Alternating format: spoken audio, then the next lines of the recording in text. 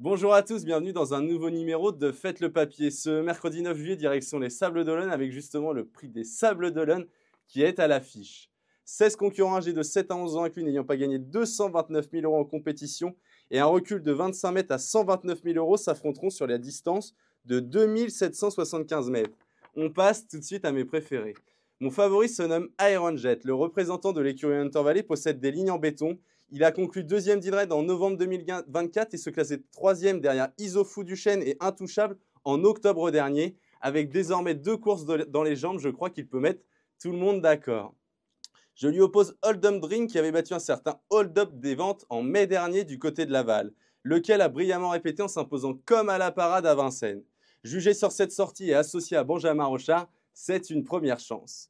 Ensuite, je fis confiance à celui qui devait être le favori de l'épreuve, Iris Desroseaux. Le protégé de l'écurie du Val d'Estaing vient de se balader à 2 reprises et possède de super lignes. En effet, il peut se targuer d'avoir battu un cheval comme Icar de Fitz. Avant le coup, c'est un point d'appui très solide. En quatrième position, je fais confiance à Imberland qui n'est tombé que sur Hold Up des Ventes en dernier lieu sur la cendrée parisienne pour lui barrer le chemin du succès.